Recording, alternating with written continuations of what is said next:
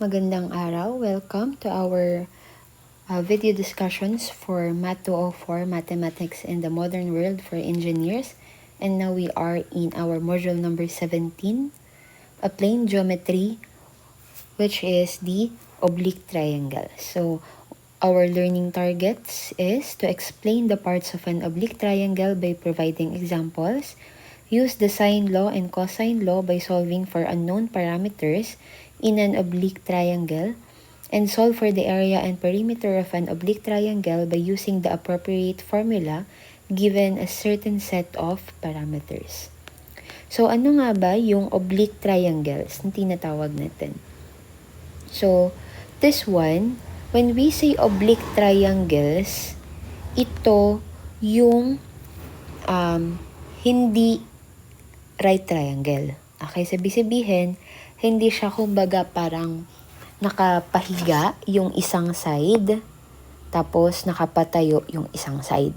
Okay? Then, meron ka lang na isang slant. Okay. When we use obtuse triangle or when we do the obtuse triangle, ibig sabihin, all angles daw ay iba-iba.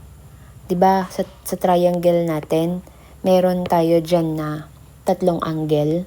Yung mga angle na napoproduce ng pag-i-intersect ng mga sides natin. So, ibig sabihin, meron ka dyan, meron dito, meron dito. Okay, so when we say oblique triangles, they can be acute, all angles less than 90 degrees, or obtuse naman, which is one angle greater than 90 degrees. So, depende. Depende sa nagiging given. So, ito ang isang example ngayon ng ating oblique triangle. Ayan, yun nandito sa ating module mismo. So, dito, actually, pwede rin naman natin siyang makonsider as right triangle kung siya ay inyong hahatiin. Kaya kung mapapansin nyo dito, may paghahati na ginawa. Kumbaga, parang yung isang triangle, ginawa niyang dalawang triangle para mapakita natin na meron tayong right triangle.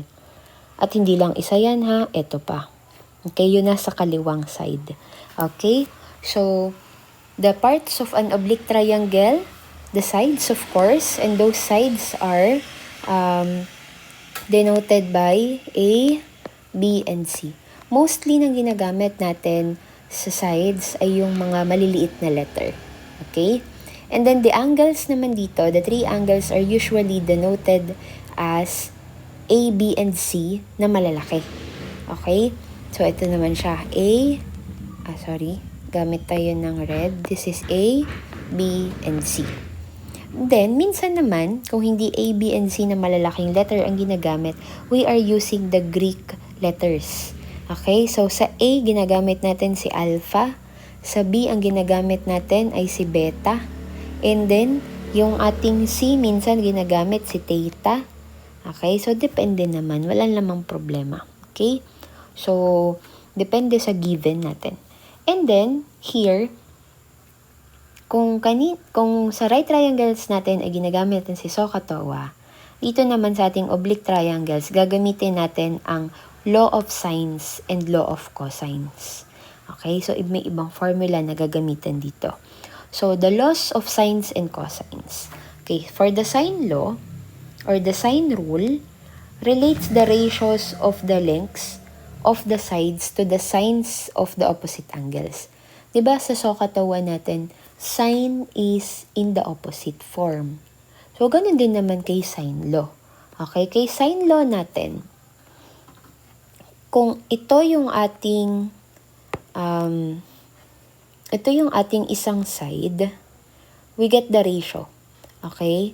We get the ratio of the side to its opposite angle.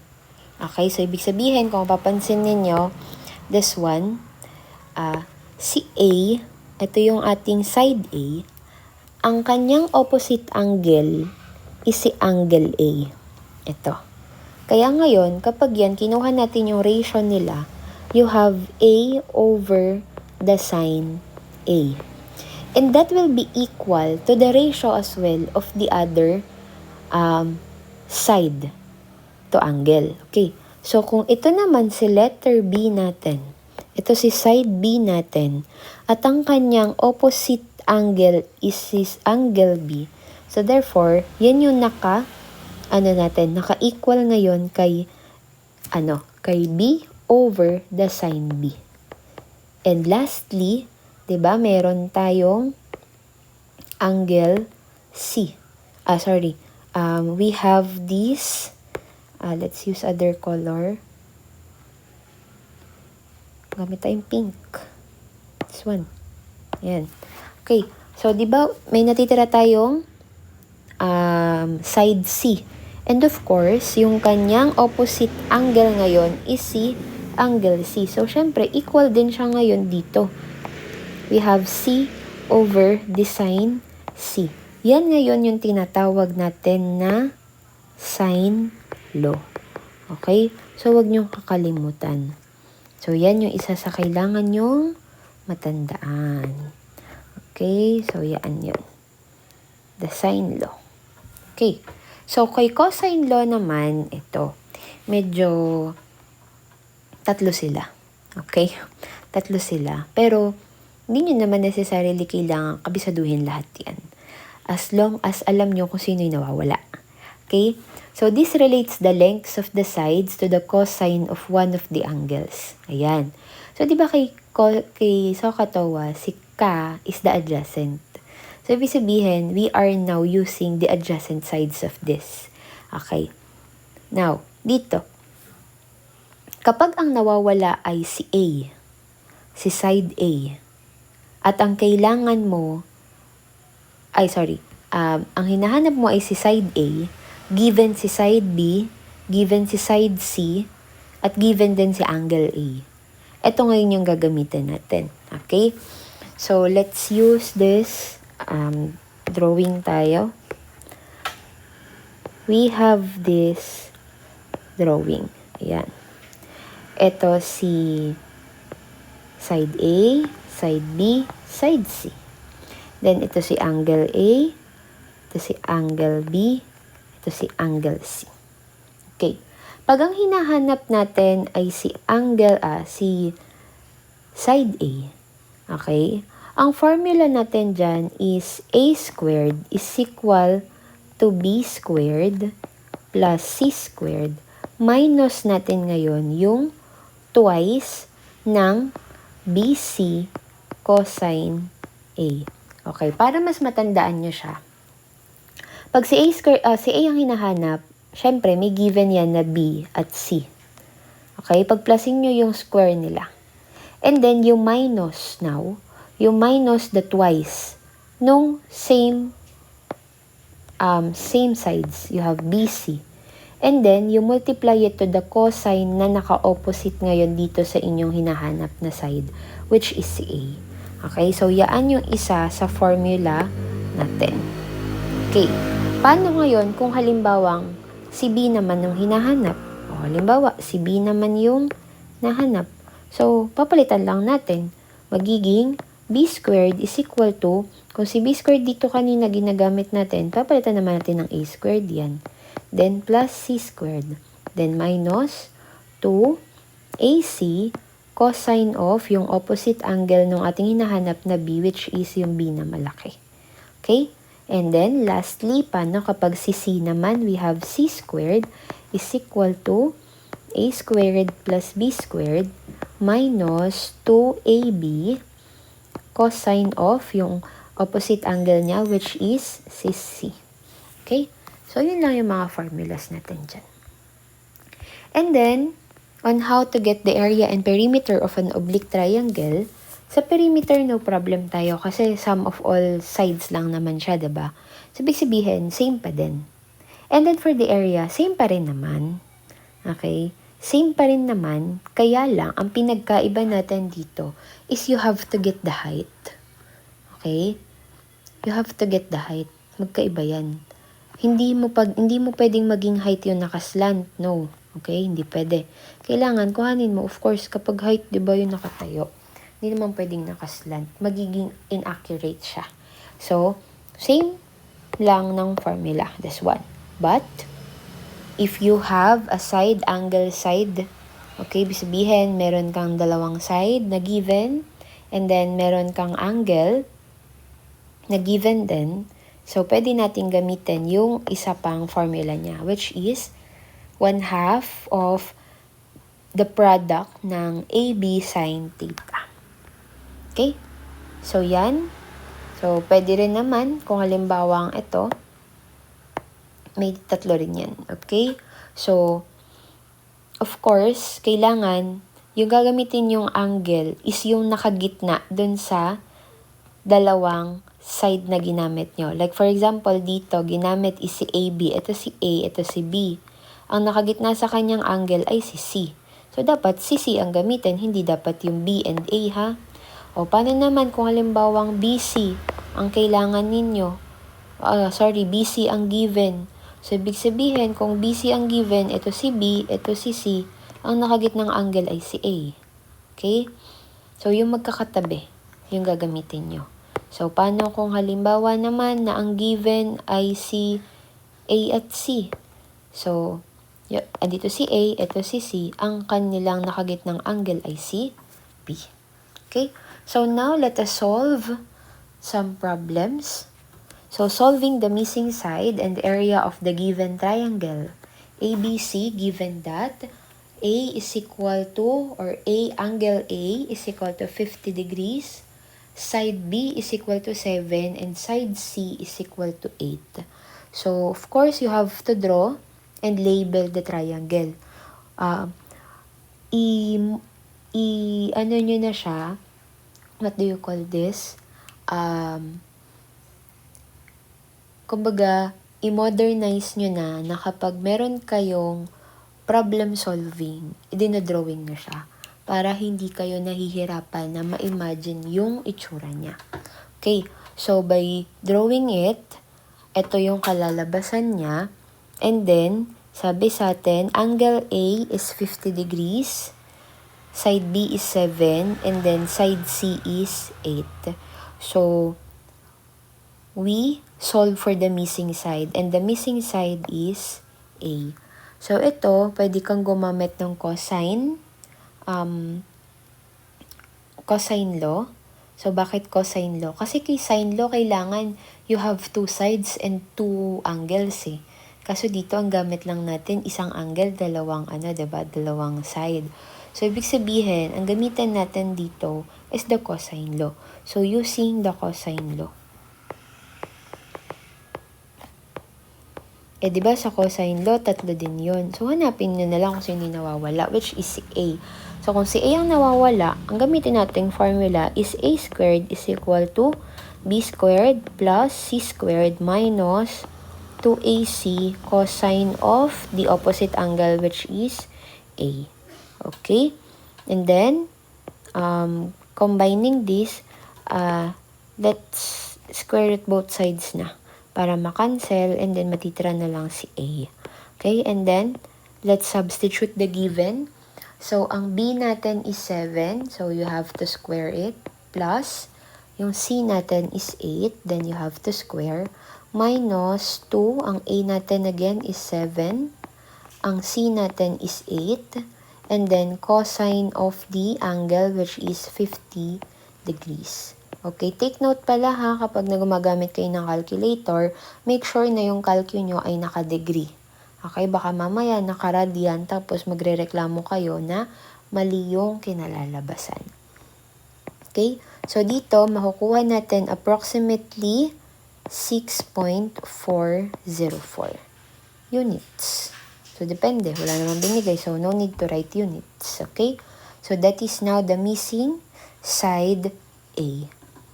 And, next naman natin, ang hinahanap naman is the area. Okay, so for the area, meron tayong formula dito.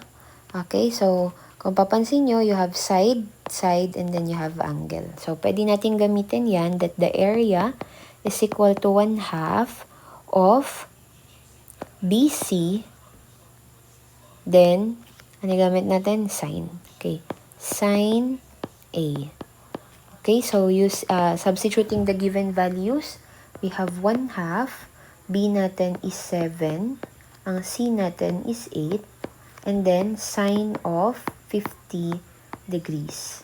And then, using your calculators, hindi kalalabasan.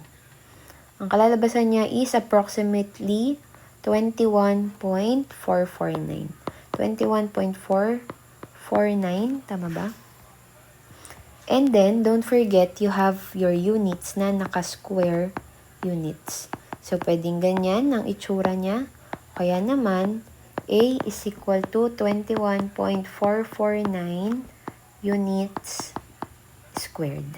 Okay, so pwede rin yan. Okay, so that is now the final answer for the example number 1. The next naman natin is on how to use the sine law. Okay, so let's use this example number 2. Solve the missing side and area of the given triangle ABC, given that angle B is equal to 30 degrees, angle C is equal to 45 degrees, and side C is equal to 8. Okay, so since ang given sa atin is dalawang angle, isang side, ay hanapin daw natin yung missing side. Okay. So, ang missing side natin dito ay si B at si C. Okay? Missing side si A, missing side si B, at missing angle si A. Okay. So, dun muna tayo kay B para pinakamadali. Using sine law. Okay. So, using sine law, ang gamitin natin is yung may kumpleto na magka-opposite. Sino ba yung kumpletong magka-opposite? Diba? Si side C na may angle C. So, ibig sabihin, pwede natin siyang gamitin that C is equal, C over, this is sine. Sine C is equal now to, hinahanap natin? Si B, diba? Kasi si B ay may ka-opposite na side. So, we use B over sine B. Okay? So, pwede na natin siyang gamitan or mag-substitute tayo. So, ang side C natin is 8 over yung ating angle C is 45. We have sine 45. And then, this is now equal to B na hinahanap. Then, sine of 30 degrees. Okay.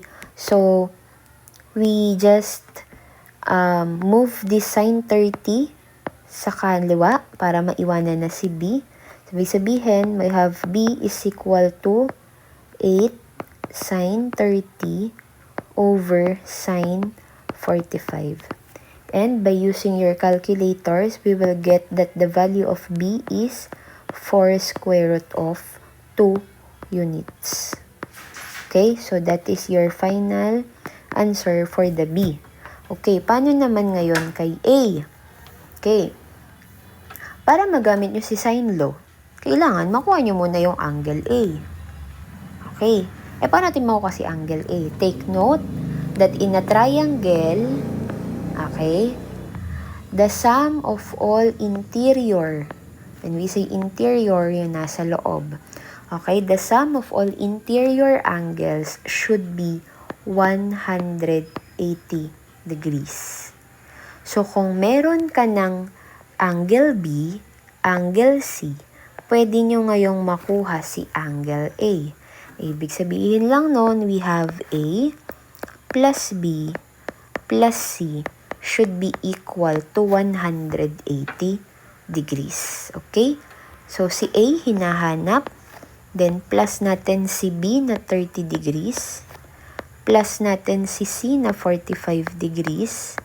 And this is daw equal dapat kay 180 degrees.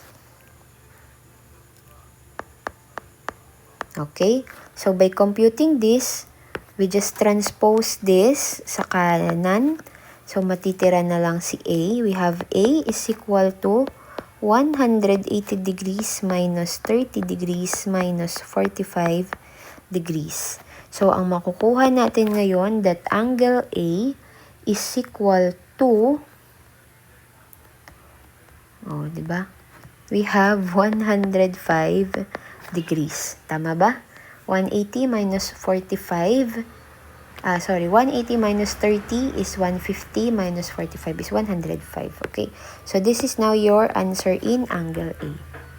And then, sino na lang nawawala? Si side A. Okay. So, using our sine law. Okay. So, sa sine law natin, gamitin na lang ulit natin ito, yung sine C yung C over sine C natin. Palitan lang natin itong nasa right side ng A. So, we will be using C over sine C is equal to A over sine A. Okay, by deriving this, magiging A is equal to C sine A over sine C. Paano nangyari? Si sine A, nilipat natin sa kaliwa. Okay? So, you can now solve for this and take note na ang kalalabasan niya ay, ano ba? Ito. Approximately 10.298. 10.298. Okay? So, that is the given. Okay, now, lastly is to get the area. Okay, so, wala na tayong problema dito. Pwede nyo nang kuhanin, gamitin kahit anong formula. So, dito ang ginamit niya ay area is equal to AC sin B. Okay, bakit AC sin B? Kasi nga, given si A, hindi pala. Given sa, ito pala si A, ito si C, ito si B. Okay. So, ang nakuha niya is 21.856 square meters. Patunayan natin na same yung makukuha. Okay. Patunayan natin na kung ang gamitin natin ay area 1/2, sino yung magkatabi? Tingnan natin. Si A at B. Okay, si A at B. Okay. 1/2 of AB sine, ano yung kanilang nakagitnang angle? Si C. Ito. And then, we have 1/2. Ano yung nakuha nating A, which is, this is 10.928. Okay. Multiplied by, yung B natin na nakuha is 4 square root of 2. Then, multiplied by the sine ng C natin na 45 degrees. So, ito ay approximately the same lang din ng makukuha na 21.856 square units. Ngayon, kapag ang nakuha nyo ay hindi saktong-sakto, pero may difference yan na point something, okay lang yon. Bakit? Kasi, we use this one. We use the rounded off. Ito, kasi di ba rounded na yan eh. Pero kung hindi yan ang gagamitin mo at ang gagamitin mo ay ito, kung ang gagamitin nyo ay ito, possible na same silang kalalabasan. Okay? So, yun.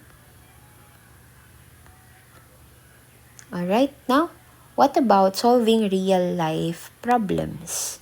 So, of course, the same process, yun lang din na may kalalabasan niya. Ang problema lang natin dito is naka 3D na yung ating given.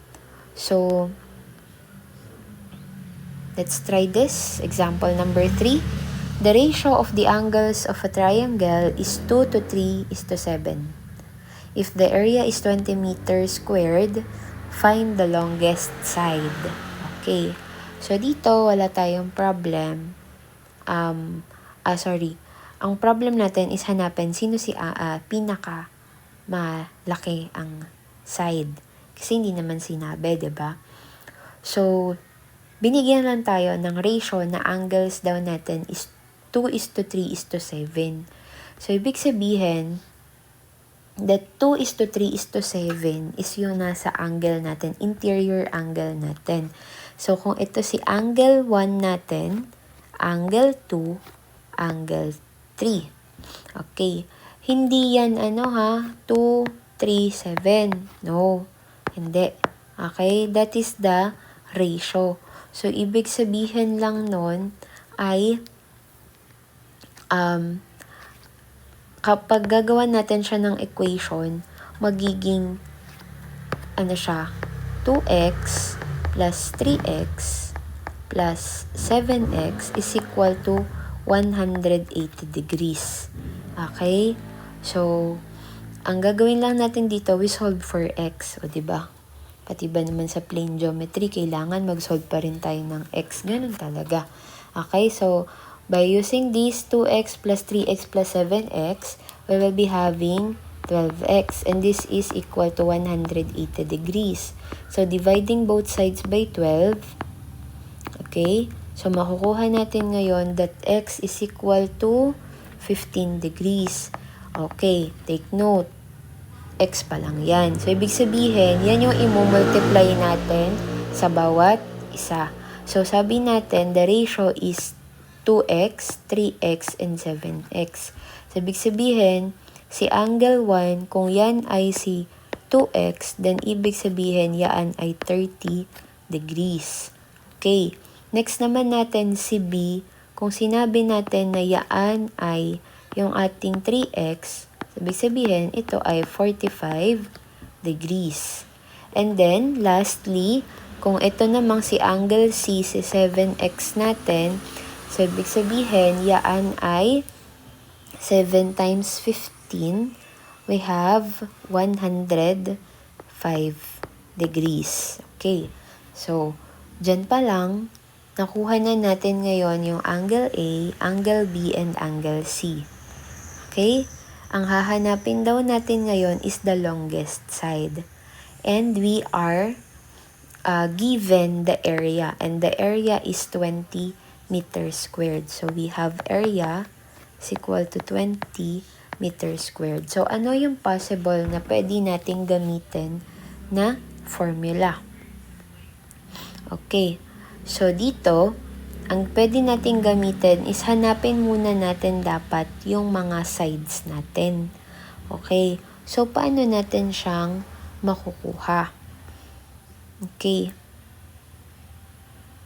So, can we use the sine law? Kung sine law, wala tayo kahit isang given, diba? Kahit isang side, wala tayo. Okay. Pero, meron sa ating binigay na, area. Okay. So, paano natin siyang gagamitin? We have to analyze carefully. Okay. So, sabi sa atin that area is equal to 20 meters squared. Sa tingin ninyo, sino ang pinakamalaki ang side? Siyempre, kung sino yung katapat ng pinakamalaki ang angle. Okay? At ang may pinakamalaking angle tayo ay si C, which is 105. So, let's say that the longest side natin is si C. Okay? So, dapat makuha natin yung ating either si A, si B, or si C talaga. Okay. Ngayon, gamit tayo ng formula ng area. Diba we have the formula area na 1/2. Gamitin na natin si A. AC multiplied by the sine of nakagitnang angle which is si B na 45 degrees. Okay. So, sabi natin that A is 20. So, we have 20 is equal to 1/2 AC sine of 45 degrees. Okay. And then, si AC wala kasi tayong value, di ba? Wala tayong value ni A, wala tayong value ni C. So, i-isolate natin ngayon si AC. Paano natin i-isolate? Una, si 2. Okay, si 1/2 natin ay ilipat natin sa kaliwa. So, yung denominator na 2 malilipat sa kaliwa. Magiging 2 times 20 is equal to AC sine of 45 degrees. And we divide now both sides by sine of 45 degrees. Bakit? Para makancel. And then, matitira ngayon sa atin, AC is equal to, okay, simplify na natin. 2 times 20 is 40 over sine of 45. Okay. Yan yung nakuha nating AC. Okay. Ang kailangan lang daw natin is the value of C. Okay. So now, let's use the sine law. Okay? Using the sine law na Okay. Using the sine law na ang gagawin natin ay si A at C. Okay. So we have A. Okay, dito na lang natin sulat. Ito. We have A over the sine A is equal to C over the sine C.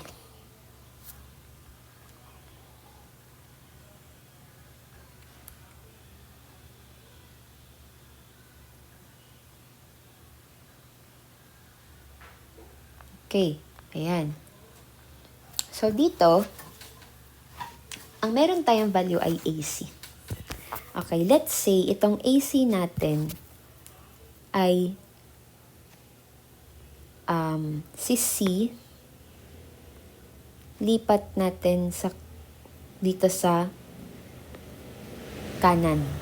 Okay, sabihin, magkakaroon tayo ng A is equal to 40 over C sine 45 degrees.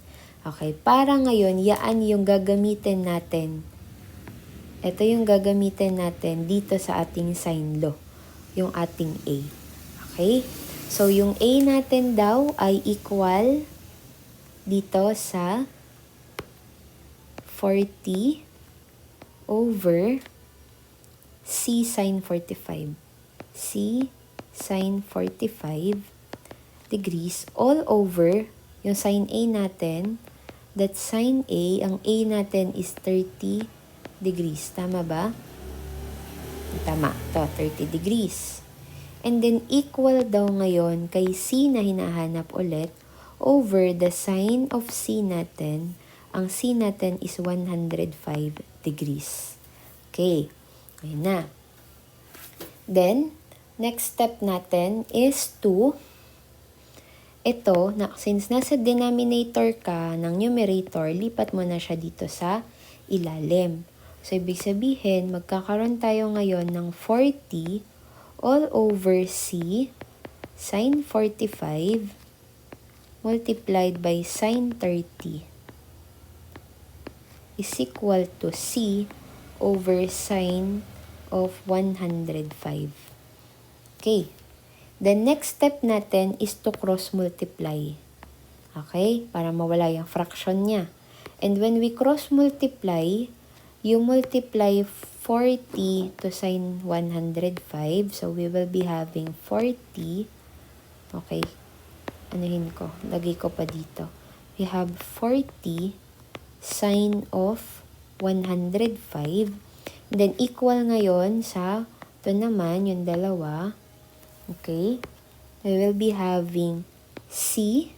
C times C is C squared. Then, sine of 45 multiplied by sine of 30. Okay. And then, we divide both sides now by, yan, di ba? Pinag-multiply natin, tapos divide lang din naman pala. We divide both sides by sine 45 multiplied by sine 30. Bakit? Para mag-cancel. Okay? So, kung dahil dyan, cancel to. O, yan na. Nakikita ng liwanag. We have now, ang natira na lang sa atin ay, sino? Si C squared. Okay, natira na lang ngayon. C squared daw is equal to 40 sine of 105 over sine of 45 sine ng 30. And we divide, we get the square root of both sides para ma-cancel.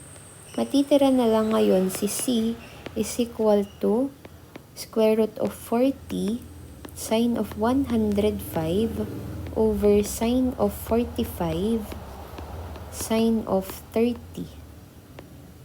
And the C should be the same dito sa nakuha kahit na magkaiba pa sila ng kinalabasan or ginamit. Okay, supposedly dapat ang makuha nyo rin dito is 10.45 meters. Okay, so yun lang. And then ito naman dito sa problem 4 natin, tayo ay nakadrawing lang pero same process lang din na may gagawin. Okay, so you try now answering these examples and then also the skill building para ma-explore niya pa siya.